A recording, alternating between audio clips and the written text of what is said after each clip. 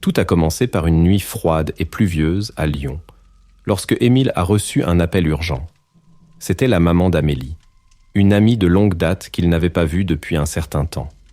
Sa voix tremblait lorsqu'elle lui a annoncé qu'Amélie avait disparu sans laisser de traces. Le désespoir qu'elle exprime fait frissonner Émile. Il sait qu'il doit faire quelque chose. Amélie était une jeune femme intrépide, toujours curieuse et avide d'aventure, mais Émile n'aurait jamais pensé que cela lui vaudrait de tels ennuis. Émile a rencontré Amélie à l'école. Elle était toujours cette personne qui défiait la peur, qui explorait les endroits les plus improbables, tandis qu'Émile, son ami plus prudent, essayait de l'accompagner dans sa folie. La dernière fois qu'elle l'a vue, Amélie était excitée par une nouvelle histoire qu'elle avait entendue. Une légende urbaine à propos d'un tunnel abandonné dans la banlieue de Lyon. On disait que personne qui était entré dans ce tunnel n'était jamais revenu pour raconter l'histoire. Émile pensait qu'il s'agissait d'une autre de ces nombreuses histoires effrayantes qu'elle aimait collectionner. Mais ce soir-là, en écoutant la mère d'Amélie sangloter au téléphone, Émile s'est rendu compte que c'était beaucoup plus grave. Amélie avait dit à des amis qu'elle avait l'intention d'explorer le tunnel seule. Malgré leurs tentatives pour l'en dissuader, elle y est allée, toujours aussi déterminée. Et maintenant, elle a disparu. Émile a décidé de mener sa propre enquête. Il avait besoin de comprendre ce qui était arrivé à Amélie. L'idée que quelque chose de terrible ait pu se produire le rongeait de l'intérieur. Il saisit sa torche, enfila son manteau le plus chaud et se mit en route vers le tunnel, le cœur lourd et l'esprit plein de doutes. Lorsqu'il est arrivé sur place, le spectacle était déchirant. Le tunnel était plongé dans l'obscurité, l'entrée comme un portail vers l'inconnu. Un silence inquiétant régnait tout autour, rompu seulement par le bruit occasionnel de l'eau qui s'écoulait des murs humides. Émile sentit une boule dans sa gorge lorsqu'il fit le premier pas à l'intérieur. À chaque pas, les ténèbres semblaient l'engloutir davantage. La torche vacillait entre ses mains, ne révélant que des fragments de l'intérieur du tunnel. Des murs froids et moisis, le sol inégal et cette forte odeur d'humidité. Émile continuait à marcher, appelant Amélie, espérant entendre sa voix, un signe, n'importe quoi pour indiquer qu'elle était là.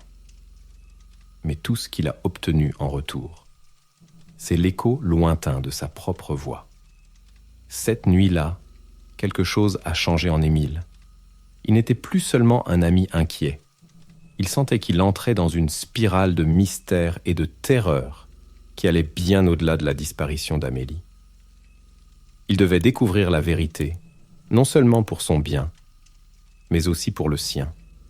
Quelque chose de sinistre habitait ce tunnel, et Émile était déterminé à découvrir ses secrets, même si cela signifiait affronter ses pires peurs.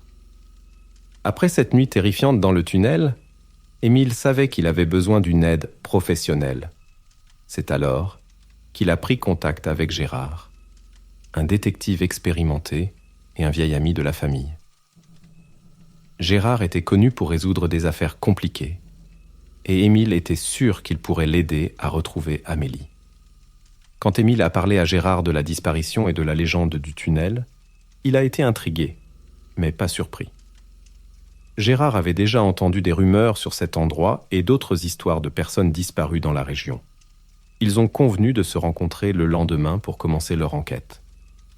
Le lendemain matin, Gérard et Émile se rencontrent à l'entrée du tunnel. Gérard était vêtu de sa veste typique de détective et arborait une expression sérieuse. Ils commencent par interroger les amis d'Amélie. Ils ont confirmé qu'elle était obsédée par l'idée d'explorer le tunnel et que personne ne pouvait la convaincre du contraire. C'était comme si elle était hypnotisée par la légende, attirée par quelque chose qu'elle seule pouvait voir. Au fur et à mesure qu'il recueillait des informations, Gérard prenait des notes méticuleuses. Il avait un comportement calme et méthodique qui rassurait Émile, mais lui faisait aussi prendre conscience de la gravité de la situation. Les amis d'Amélie étaient visiblement ébranlés, et certains évitaient même de regarder l'entrée du tunnel, comme s'ils craignaient d'être attirés par la même force mystérieuse. Gérard décide qu'il est temps de se rendre à nouveau sur les lieux de la disparition. Ils sont entrés dans le tunnel, cette fois avec plus de préparation. Ils ont pris des torches puissantes, des caméras pour enregistrer tout indice et même une corde pour les guider sur le chemin du retour. L'atmosphère à l'intérieur du tunnel était oppressante et l'obscurité semblait plus dense à chaque pas qu'ils faisaient. Au fur et à mesure de leur exploration, Gérard a trouvé des indices troublants, des marques étranges sur les murs, comme des symboles gravés à la main, et des morceaux de tissu qui auraient pu être les vêtements d'Amélie. Chaque découverte accroît le malaise d'Émile et de Gérard. Le sentiment d'être observé est constant, mais il n'y a personne autour d'eux. Seul le silence et l'obscurité les entourent. Après plusieurs heures, ils sont sortis du tunnel pour examiner les preuves qu'ils avaient recueillies. Gérard a mentionné les rumeurs d'activité surnaturelle sur le site, ce que les amis d'Amélie avaient également mentionné. Ils ont parlé d'apparitions, de bruits inexpliqués et d'un sentiment d'être attirés dans le tunnel, comme si quelque chose ou quelqu'un voulait piéger les gens à l'intérieur. À chaque nouvelle information, l'affaire devenait plus sinistre. La disparition d'Amélie n'était pas seulement l'histoire d'une jeune femme curieuse entrant dans un tunnel abandonné. Il y avait quelque chose de beaucoup plus sombre en jeu, quelque chose qui défiait la logique et la raison. Émile était déterminé à rester aux côtés de Gérard, non seulement dans l'espoir de retrouver Amélie, mais aussi pour affronter ce qui se cachait dans l'ombre de ce tunnel. Dans les jours qui suivent, Gérard et Émile se lancent à corps perdu dans l'enquête. Gérard a commencé à faire des recherches sur l'histoire du tunnel, et plus ils en découvraient, plus cela semblait sinistre. Le tunnel avait une réputation ancienne et effrayante à Lyon.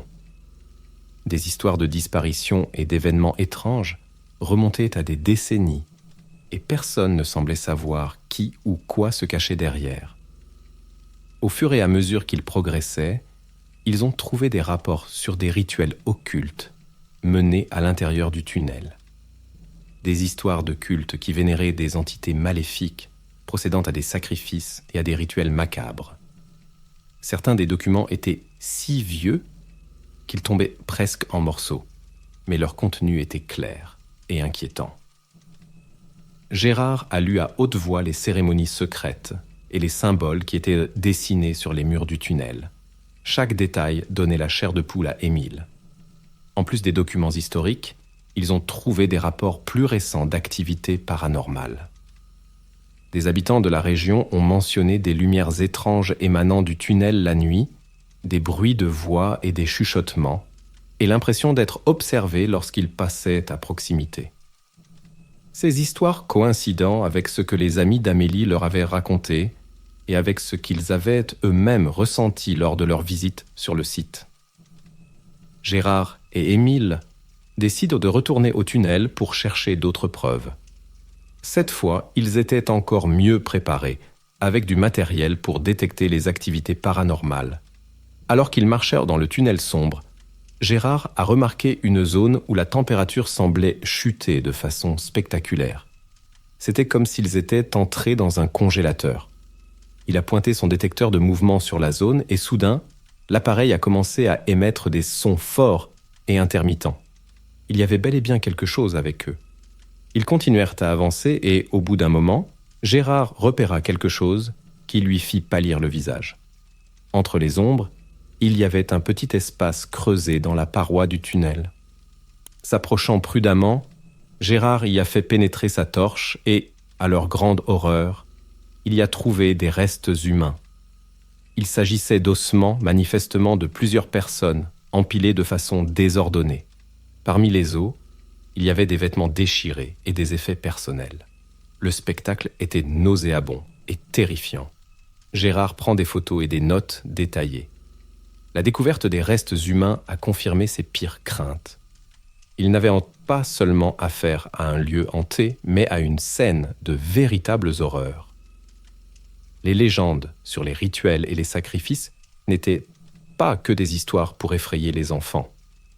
Elles étaient bien réelles, et les preuves se trouvaient juste devant eux. Ils quittèrent le tunnel en silence, ébranlés par ce qu'ils avaient découvert. Ce n'était que le début.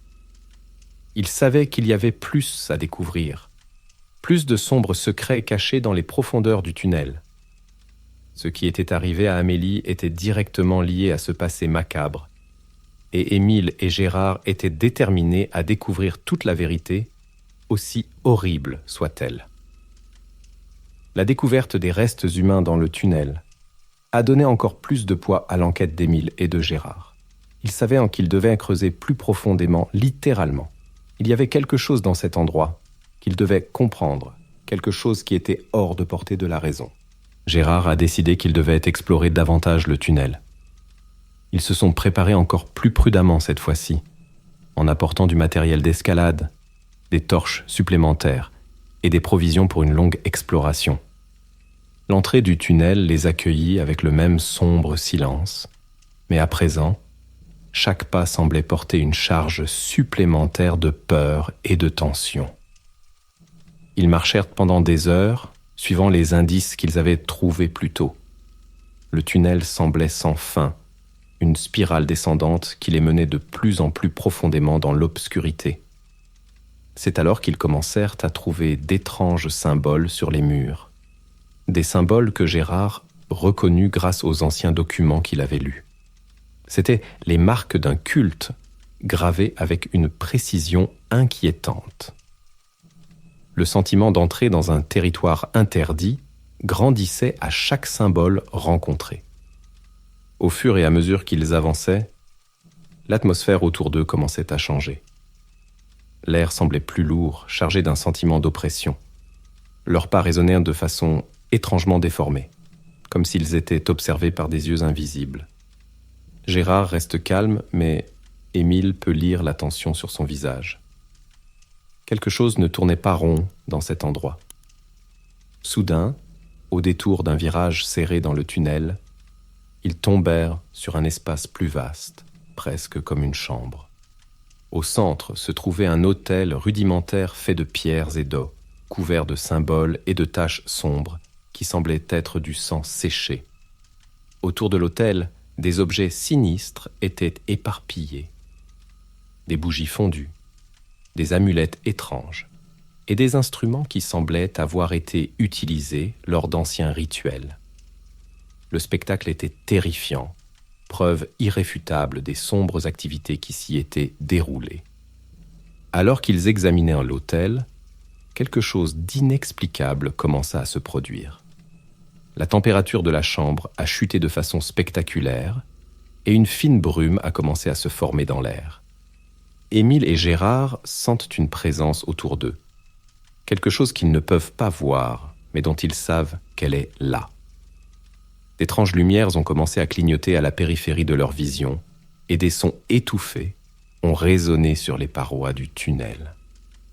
C'était comme des chuchotements, des mots inintelligibles qui semblaient nous provenir de partout. Soudain, Émile est frappé par une série de visions. Il a vu Amélie, piégée et effrayée, être emmenée par les cultistes. Il a vu les sombres rituels qui se déroulèrent sur cet autel et le désespoir dans les yeux des victimes. Les images étaient si vivantes et terrifiantes qu'elles le laissaient à bout de souffle. C'était comme si le tunnel montrait leurs secrets les plus profonds, révélant la vérité d'une manière qu'aucun d'entre eux ne pouvait pleinement comprendre. Ils quittèrent la chambre avec un sentiment d'urgence. Ils avaient besoin d'en savoir plus, de comprendre pleinement ce qui se passait là. Mais une chose était claire, ils avaient affaire à des forces qui dépassaient tout ce qu'ils avaient pu imaginer. Le destin d'Amélie était directement lié à ces sombres secrets, et ils savaient qu'ils devaient continuer, même si c'était terrifiant.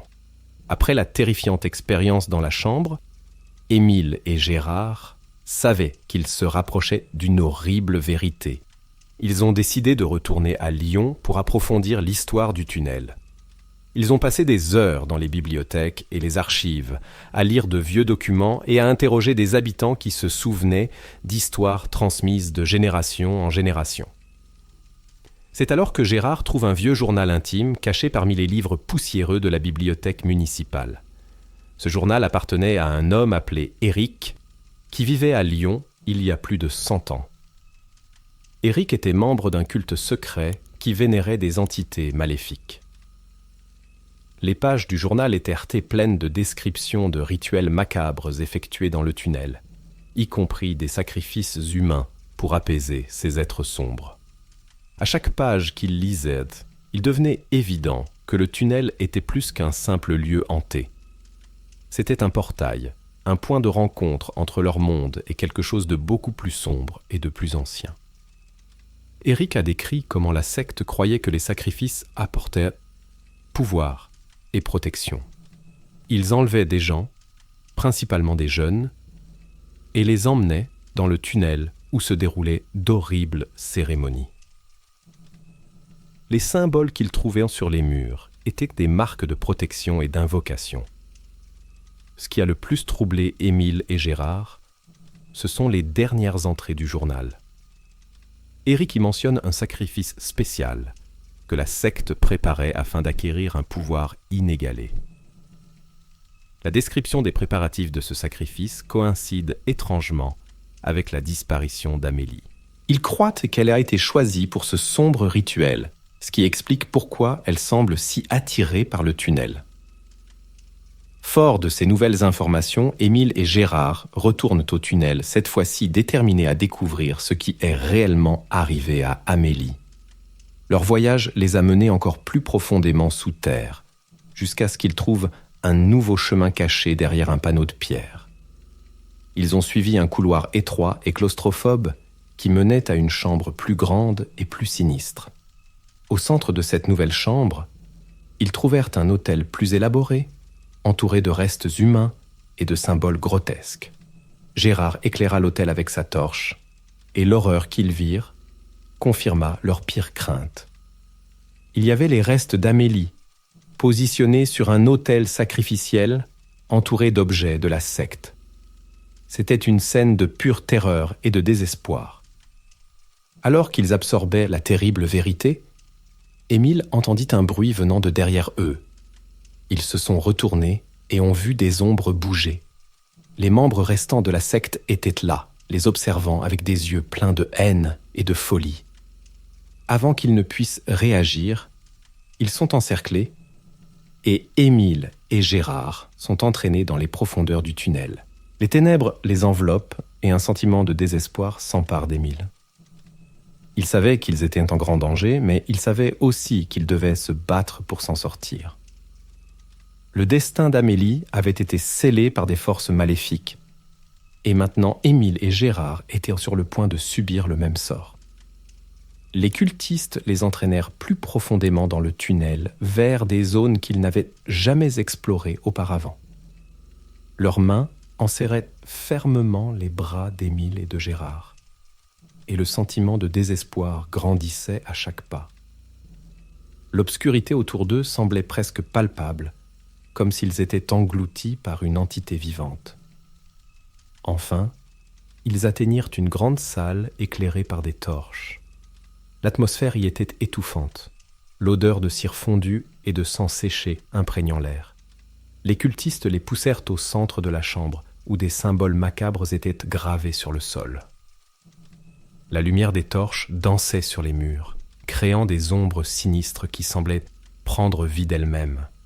Les cultistes commencent à chanter dans une langue qu'Émile et Gérard ne reconnaissent pas. Gérard essaie de se défendre, mais ils sont trop nombreux et bien préparés. Émile a été séparé de Gérard et jeté contre un mur, où il a assisté, impuissant, au déroulement du rituel. Les chants s'intensifient et un sentiment de terreur absolue s'empare d'Émile. Gérard, toujours courageux et déterminé, tente de se libérer, mais les cultistes l'immobilisent. Il fut contraint de s'allonger sur le sol, sur un symbole particulièrement grotesque. La chef de la secte, une figure encapuchonnée à la présence imposante et effrayante, s'est approchée. Elle commença à réciter une invocation.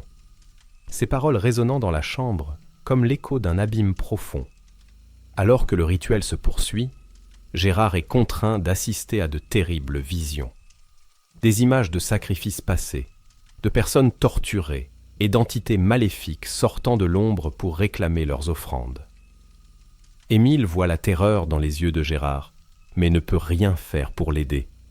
Les visions étaient si vivantes qu'elles semblaient réelles, comme si le tunnel révélait ses secrets les plus sombres directement dans son esprit. Les cultistes ont poursuivi leur rituel et Gérard a été entraîné dans une chambre secrète où il a été témoin d'horreurs inimaginables. Il était emprisonné dans une sorte d'hôtel improvisé où il était forcé d'assister à des rituels sanglants et à des visions démoniaques. Les personnages encapuchonnés dansaient autour de lui, leur voix psalmodiant de plus en plus fort. Les visions ont commencé à envahir l'esprit de Gérard, déformant sa perception de la réalité. Il revit Amélie, cette fois dans un état de tourment éternel, piégée dans les profondeurs du tunnel avec d'autres victimes. Les visions étaient si intenses qu'il n'arrivait pas à distinguer ce qui était réel de ce qui était une création de son esprit tourmenté. Finalement, Gérard s'est retrouvé seul dans la chambre secrète, épuisé et désorienté. Le sentiment de désespoir l'envahit. Il savait qu'il devait s'échapper, mais les visions démoniaques et les rituels terrifiants continuaient à le hanter. Chaque tentative de mouvement s'accompagnait d'une douleur intense et d'un sentiment d'être observé par quelque chose de maléfique. Alors qu'il était piégé dans la chambre, Gérard a commencé à réaliser que le tunnel n'était pas seulement un lieu physique, mais un portail vers une dimension de pure terreur et de désespoir. Il était pris au piège, entouré de forces qui dépassaient l'entendement humain. Il savait qu'il devait trouver un moyen de s'échapper, mais la tâche semblait de plus en plus impossible.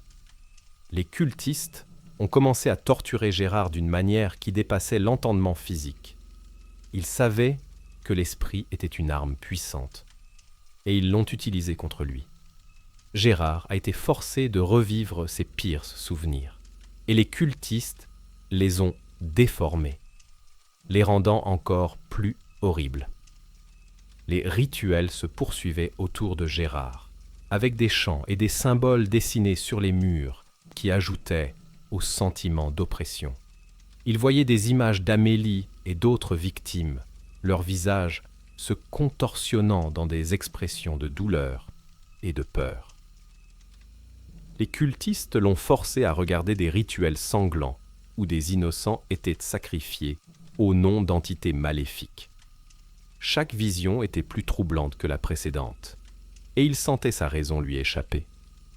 En plus de la torture psychologique, Gérard a subi des sévices physiques. Les cultistes le battaient, le coupaient et le brûlaient, testant ses limites à la douleur. Il était maintenu dans un état constant de terreur et de souffrance. Il n'y avait pas de repos, et tout moment de faiblesse était utilisé pour infliger encore plus de douleur. La privation de sommeil était une tactique constante. Chaque fois qu'il commençait à s'assoupir, il était brusquement réveillé par une nouvelle attaque ou une vision terrifiante. Il se retrouvait alors dans un état d'épuisement extrême, incapable de faire la différence entre la réalité et les hallucinations. Les cultistes se délectaient de son agonie, observant sa résistance mentale et physique s'amenuiser. Chaque jour devient une bataille pour garder la raison. Gérard essayait de s'accrocher à toute pensée positive, à tout souvenir qui pourrait lui donner de la force. Mais les cultistes étaient implacables, utilisant leurs techniques pour écraser tout espoir qu'il aurait pu avoir. L'obscurité du tunnel semblait vivante, comme si elle alimentait son désespoir et sa douleur. Il commença à remettre en question sa propre réalité. Les visions étaient si vivantes qu'il ne savait plus si Amélie et les autres victimes étaient vraiment là ou si elles n'étaient que des créations de son esprit tourmenté. Les voix des cultistes se mêlaient au chuchotement des esprits, créant un chœur de folie qui l'accompagnait constamment. À chaque nouveau rituel, le sentiment de désespoir augmentait. Gérard voyait des figures démoniaques sortir de l'ombre, les yeux brillants de malice. Il se sentait observé, jugé et condamné par des forces qu'il ne pouvait pas comprendre. La chambre secrète est devenue un enfer personnel où son esprit et son corps ont été torturés sans fin. Même au milieu de tant de souffrances, Gérard essayait de planifier une évasion. Il observait les cultistes à la recherche de points faibles et de moments de distraction. Mais chaque tentative d'évasion était brutalement interrompue, le laissant encore plus faible et plus désespéré. Les cultistes étaient vigilants, et il semblait que chacun de ces mouvements était anticipé. Au fil du temps, la santé mentale de Gérard a commencé à se détériorer. Il avait l'impression de perdre son essence même, d'être consumé par le mal qui habitait le tunnel. Les lignes entre la réalité et l'illusion sont devenues indiscernables. Et il a lutté pour s'accrocher à un dernier vestige de lui-même. Il savait que s'il ne parvenait pas à s'échapper rapidement, il perdrait complètement la capacité de distinguer ce qui était réel de ce qui était le résultat de la torture mentale imposée par les cultistes. La situation de Gérard devenait de plus en plus intenable. Les tortures psychologiques et physiques lui laissaient arme de profondes cicatrices. Mais il savait qu'il devait essayer de s'échapper, même s'il s'agissait d'une dernière tentative désespérée. La détermination à trouver une issue a commencé à se renforcer dans son esprit. Gérard commença à observer les cultistes de plus près, essayant d'identifier un modèle dans leurs mouvements. Il remarqua qu'à certains moments, il semblait moins vigilant, probablement persuadé qu'il était totalement brisé. Il commença à planifier méticuleusement son évasion en attendant le bon moment. Lors d'une nuit particulièrement sombre, alors que la plupart des cultistes semblaient impliqués dans un rituel plus profond, Gérard vit sa chance. Avec une énergie qu'il ne savait même pas qu'il possédait encore, il réussit à se libérer des liens qui le retenaient. Son cœur battait si fort qu'il pouvait à peine entendre ses propres pensées. Prudemment, il commença à avancer dans le tunnel, utilisant l'obscurité à son avantage. Cependant, les cultistes ne tardèrent pas à remarquer son absence. La chasse était ouverte, et Gérard savait qu'il n'avait pas beaucoup de temps. Alors qu'il courait, il entendait les pas et les cris des cultistes derrière lui, ce qui augmentait son sentiment d'urgence. Il savait que s'il était à nouveau capturé, il n'y aurait pas de seconde chance. Gérard a rencontré plusieurs obstacles sur son chemin. À un moment donné, il a été obligé de se battre contre 2 cultistes qui l'avaient trouvé. Le combat a été féroce et brutal, mais il a réussi à les vaincre, même s'il était gravement blessé.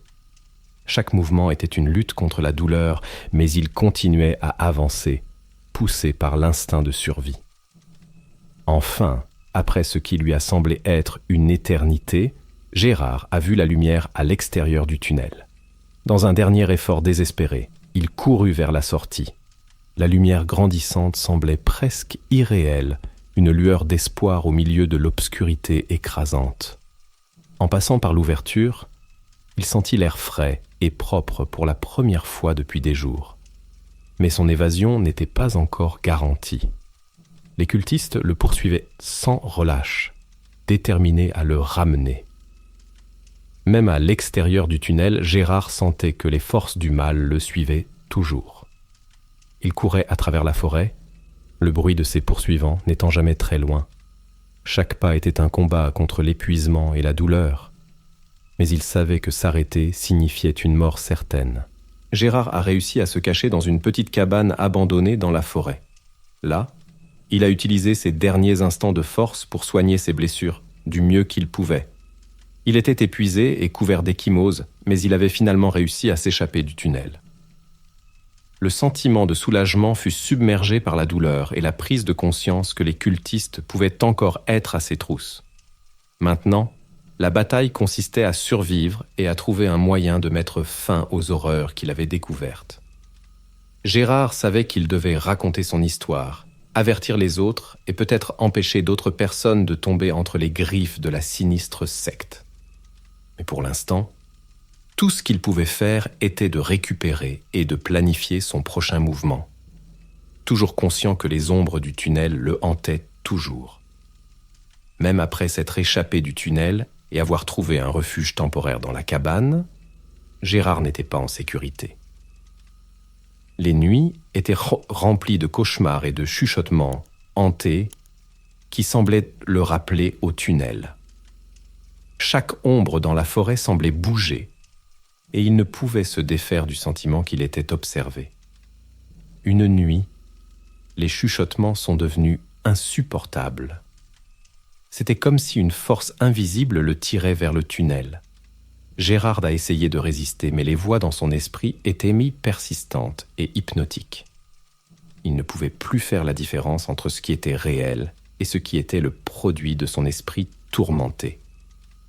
Désespéré et dans un état proche de la transe, Gérard a commencé à marcher vers le tunnel, comme s'il était contrôlé par une force supérieure. Lorsqu'il atteignit l'entrée du tunnel, l'obscurité lui parut encore plus oppressante qu'auparavant. Chaque pas qu'il faisait dans le tunnel augmentait son sentiment d'effroi. Les murs semblaient vivants, pulsants d'une énergie maléfique. D'étranges lumières commencèrent à scintiller aux limites de sa vision, et il sut qu'il entrait dans un cauchemar qu'il ne pouvait pas contrôler.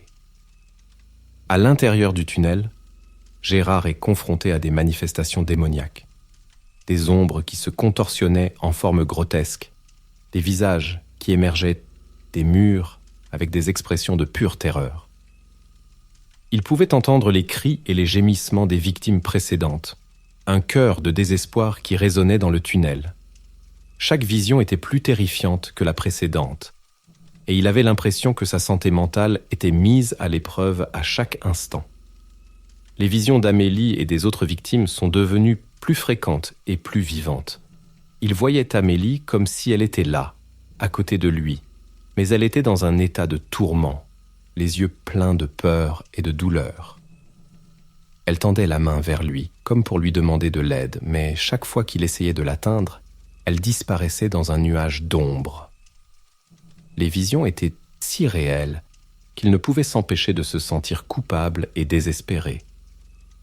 À chaque pas qu'il faisait, Gérard luttait pour garder la raison. Les forces surnaturelles semblaient bien se nourrir de sa peur et gagnaient en intensité. Il vit des démons sortir de l'ombre, d'horribles créatures qui le poursuivirent dans le tunnel. Les chuchotements sont devenus des cris, des mots de condamnation et des promesses de tourments éternels. Il était poussé à la limite de son endurance mentale et physique. Alors qu'il luttait contre ses forces, Gérard essayait de se concentrer pour trouver une issue, mais le tunnel semblait changer autour de lui, comme un labyrinthe vivant qui le maintenait prisonnier. Le sentiment d'être entraîné dans un abîme sans fin était écrasant. À chaque instant, il sentait qu'il allait être consumé par ces ténèbres éternelles. Même au milieu de ce chaos, Gérard n'a pas abandonné. Il savait que le seul moyen de s'en sortir était d'affronter ces horreurs de face. Il essaya de se souvenir de tous les détails qu'il avait appris sur les cultistes et leurs rituels, cherchant un moyen de briser le cycle de la terreur. Mais au fond de lui, il savait qu'il se battait contre quelque chose de bien plus grand et de bien plus vieux que ce qu'il pouvait comprendre. La lutte pour conserver sa santé mentale et trouver un moyen de sortir du tunnel était un combat permanent. Les forces surnaturelles étaient implacables, mais Gérard savait que tant qu'il avait la force de se battre, il y avait encore une chance. Aussi infime soit-elle, c'est l'espoir qui le faisait avancer, un pas après l'autre, vers la lumière qu'il espérait trouver au bout de ce cauchemar. Soudain, les ténèbres commencèrent à se refermer sur Gérard. Il sentit une force puissante le tirer vers le bas, comme s'il était avalé par le tunnel lui-même. Il tente de résister, mais la force est immense. Les visions et les cris s'intensifièrent, et il sentit qu'il allait être entraîné dans un abîme sans fin. Au dernier moment, Gérard réussit à rassembler toutes ses forces et sa volonté pour lutter contre les ténèbres. Avec un cri de désespoir, il se jeta en avant, essayant d'échapper à la force qui l'entraînait. D'une manière ou d'une autre, il réussit à franchir la barrière invisible qui le retenait prisonnier. Il sentit les ténèbres reculer, et la lumière de l'entrée du tunnel commença à apparaître au loin. Avec le peu de force qui lui restait, Gérard courut vers la lumière. Le sentiment de liberté était écrasant, mais il savait qu'il ne pouvait pas s'arrêter avant d'être complètement sorti du tunnel. Lorsqu'il atteignit enfin la sortie, il tomba à genoux, épuisé et secoué. L'air frais et la lumière du jour étaient une bénédiction, mais il savait que les cicatrices mentales et physiques de cette expérience resteraient avec lui pour toujours. Gérard réussit à s'échapper du tunnel, mais l'expérience le marqua à jamais. Il savait que les forces maléfiques qui habitèrent le tunnel n'étaient pas vaincues, mais simplement en sommeil, attendant leur prochaine victime. Le mystère de la disparition d'Amélie est resté complètement irrésolu, et la légende urbaine du tunnel est devenue encore plus sombre. Dans la ville de Lyon, le tunnel est resté un lieu de peur et de mystère. Des histoires de disparition et d'activités surnaturelles continuaient à circuler, et les gens évitaient l'endroit à tout prix. Gérard a essayé d'avertir les autorités et les habitants du danger, mais peu d'entre eux ont cru à son histoire. Pour beaucoup, il semblait être un homme brisé, marqué par une expérience que peu de gens pouvaient comprendre. Le sort final de Gérard reste incertain. Il a été consumé par les forces maléfiques du tunnel, et l'expérience l'a laissé tourmenté. Certains disent qu'il était devenu un reclus, vivant isolé dans la forêt, regardant toujours par-dessus son épaule, craignant que les forces du tunnel ne viennent le chercher à nouveau. D'autres pensent qu'ensemble qu'il a continué sa lutte, essayant de trouver un moyen de vaincre le mal qui habitait le tunnel une fois pour toutes. La légende du tunnel hanté de Lyon est devenue encore plus terrifiante au fil du temps. Les histoires de rituels sombres, de disparitions mystérieuses et de forces maléfiques ont continué à hanter l'imagination des gens. Le tunnel est devenu un symbole de l'inconnu, un rappel constant qu'il y a des choses dans le monde qui dépassent notre compréhension. Gérard, marqué à jamais par son expérience, savait que le tunnel ne le laisserait jamais vraiment tranquille. Le mystère d'Amélie et les forces obscures qu'il avait rencontrées continueraient à le hanter. Un cauchemar qui ne prendrait jamais vraiment fin. C'est ainsi que la légende du tunnel hanté de Lyon s'est perpétuée, une histoire sombre et troublante que personne n'a osé oublier.